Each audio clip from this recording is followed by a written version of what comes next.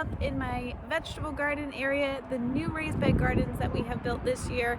If you guys missed the video about us building them and how this space kind of came together, I will link that down below. We also have a video about the fence that we just installed as well. Before we get started here, I wanted to share with you the varieties of things that I am growing this year. And so today I am growing a red cabbage, Lanacino kale, Stonehenge cabbage, green magic broccoli, Copenhagen market cabbage, and some bright lights Swiss chard. So those are what I'm going to be planting today. As you can see behind me, I have them spaced out a little bit, and I have some holes already dug in my raised bed because I kind of wanted to get an idea of where I wanted each thing to go. The one thing that you want to pay attention to is the spacing guide on your tags. Some of them don't come with spacing guides, like my cabbage that I bought didn't come with a minimum spacing, so it doesn't say like 18 to 24 inches apart or anything like that. But from experience, I know that the Copenhagen cabbages and things like that, they get pretty big.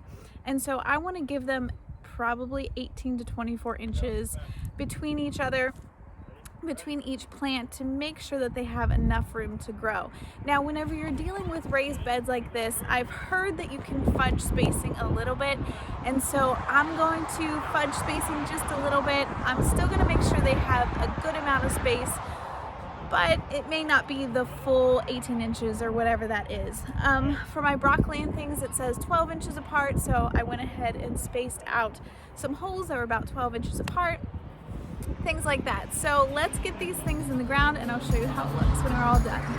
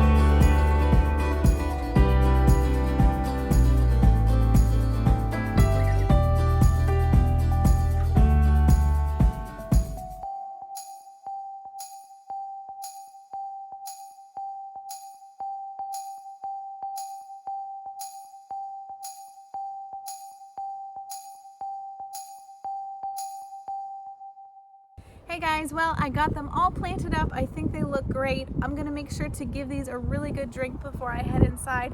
And one more tip that I have for you guys to help keep that moisture in is using just some regular old grass clippings from your lawn. As long as you guys don't use any pesticides or weed killers on your lawn, it's perfectly safe to use grass clippings that are dried. You just leave them out for a little bit, let them kind of dry up, and then you can throw them on top of your beds, and it'll help hold in some of that moisture, and it'll also break down and give your beds more nutrients and compost. So it's a win-win. You can also use just regular things like straw or something like that if you want. Up to you. This is just kind of like a free option that I like to do, and it really seems to help. Last year was the first time that I ever tried it, and I really loved it. The soil that I had used it on was so much softer this year now, and last year it was like very tough and stuff. This year, after I had some grass mulch on it for most of the year, it's so soft, it holds moisture really well now. So just a bit of a bonus tip there. So yeah, I got all of these planted up. In this bed behind me, right here on this other side that looks lighter, I planted a bunch of seeds the other day. So there's lettuce and radishes and spinach and things like that. And this thing right here is actually a trellis that I was making for some sweet peas that I'm going to grow. I was messing around with it a little bit, and I need to tighten the string on it. It's a little floppy right now. But so some peas are going to be going in that soon, and then the rest of these beds we're going to be filling up really soon. Most of these crops that I've planted so far are considered spring crops or cool weather crops, and it's getting a little late to plant them. It's let me think, it's mid-April.